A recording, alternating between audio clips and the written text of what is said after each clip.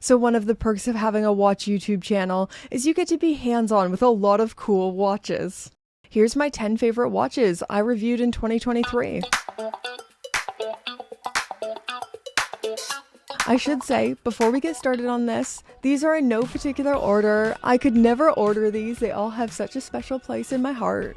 But one of my favorite watches to be hands-on with this last year was the Canto. This was just one of the most unexpected watches from Christopher Ward. It remains the weirdest, in the most lovely way, the weirdest watch in their catalog. So if you don't know much about this one, I made an entire video about it, you should go watch it. And 2, the TLDR is that this is an hourly chime watch made from a watchmaker heavily modifying their jump hour movement. I was absolutely enchanted by this one.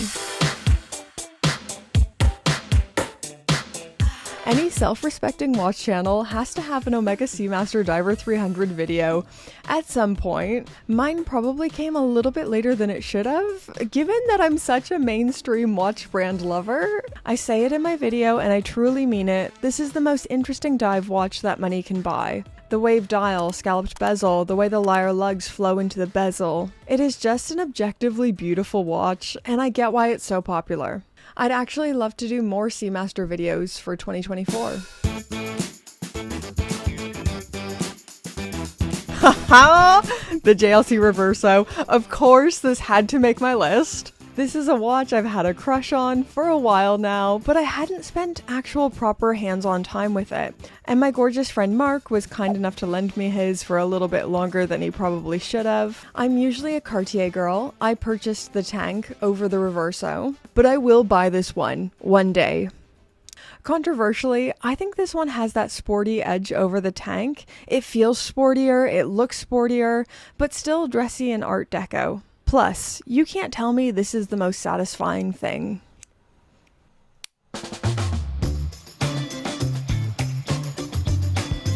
Okay, this one's kind of cheating because I'm lumping 3 watches in here. But I did a video about the evolution of the Rolex GMT Master and GMT Master 2 quite soon after my accident as well. This is how I sounded.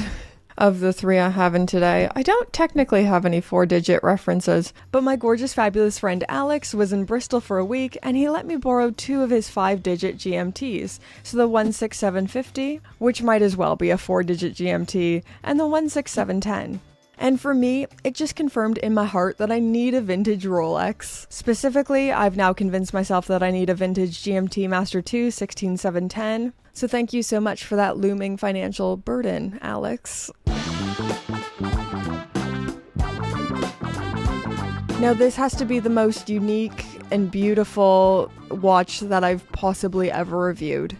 I get in a lot of sports watches, but dress watches are definitely where my heart lies. So my wonderful fabulous friend Julian let me borrow his at Hands and Cogs on Instagram, and it changed the way I feel about Chopard. Yellow, gold, and green, hand-applied honeycomb dial, hunter's or officer's caseback, which, like the Reverso, is just so satisfying, and that reveals one of the most beautiful micro-rotor movements I've ever seen, the caliber 196. If you know movements, you know this movement.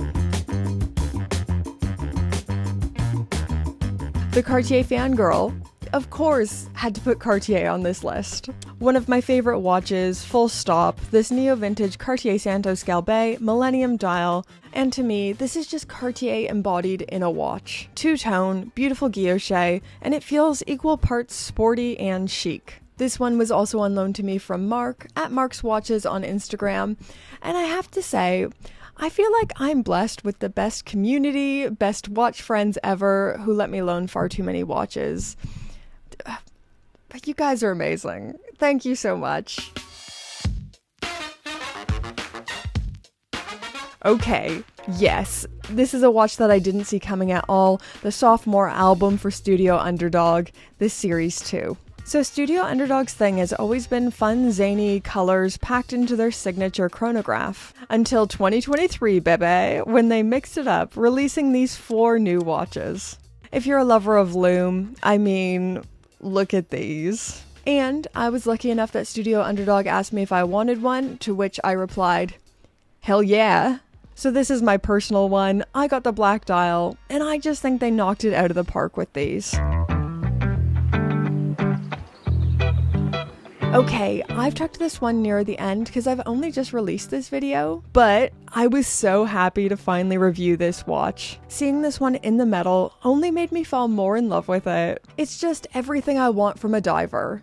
Awesome proportions, great legibility, lume for days, awesome case back, date neatly tucked away with no horrible cyclops. I knew I was going to get a little bit of pushback for how I titled this one. I think I called it the dive watch I would choose over the Rolex Submariner or something like that. But I really mean it. And I had so many people commenting, no you wouldn't. No, everyone would want the Submariner more. I actually would take this one over the Submariner. I've been offered the sub a few times and I've always said no. It was a hard to say no, but there was always something about it that just wasn't quite right for me. This, on the other hand, the Glashutte Original SeaQ, is a very serious consideration.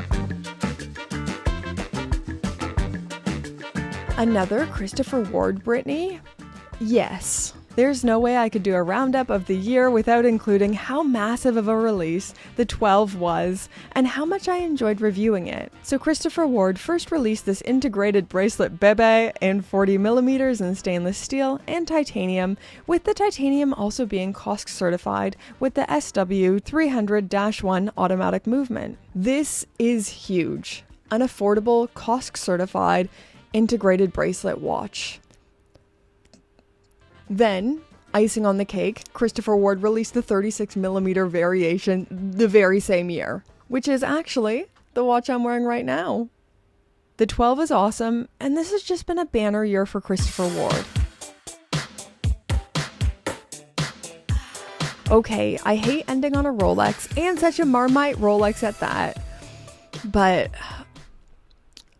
I loved every second of reviewing the Rolex Oyster Perpetual Celebration Dial. Hate it or love it, I just think this watch is so fun, it's so un-Rolex, and it makes me happy. Filming this one, I tried to showcase it in a fun way. Such a fun watch should be shown in a cool way. So it challenged me as well to break out of my usual style and try new things. It's just a great watch. I was about to end this video here, but I can't possibly end this video without talking about Nomos. Oh, crumbs. That was number 10, though. I'm going to have to retitle this to 11. But Nomos, another brand that's been having an absolute banner year. Shout out to the 39mm Club Sport and the new small Metros. But I've shared this once, and I'll share it again. I think Nomos kind of saved my love of horology and my general hope in the future of watchmaking. That's a bold claim, but it has. This last year has been big for me. I quit my full-time job as a youth minister in the Church of England, and I started doing YouTube full-time, which was a big transition for me.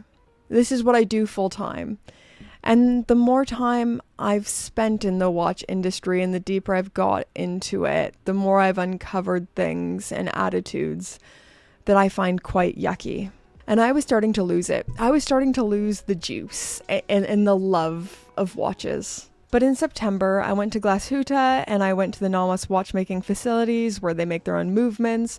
I got to meet the employees of Nomos. It really just felt so homegrown and beautiful. They have this beautiful love and passion for watchmaking that reinvigorated my love of timekeeping and reminded me why I fell in love with watches in the first place. So thank you, Nomos. I feel like I could gush about Nomos all day long if you let me, so I'm going to cut myself off here. These were my favorite watches I reviewed in 2023. I would love to know, what are your favorite watches this year? Or what are the watches that you, I don't know, set your heart on fire this year? It doesn't necessarily have to be ones that were released in 2023 either. I'd love to know in those comments. Subscribe if you haven't already. And let's serenade the gorgeous patrons. But before I do that, I should recognize as well, it's Christmas Eve. I hope you have the best Christmases ever. I hope this season is filled with love, joy, light, family. Yeah, I hope you have the best Christmases. Now, let's thank the Pope tier patrons. Christmas patrons, Merry Christmas, beautiful, gorgeous, fabulous Pope tier patrons. The names that you see on the screen right now are the gorgeous, fabulous, wonderful Pope tier patrons who keep the lights on here at Gringa HQ. Thank you all tier patrons, but big special thank you to the Pope tier patrons. You guys keep this channel going. Thank you. Merry Christmas, guys. I hope you have a very happy new year too.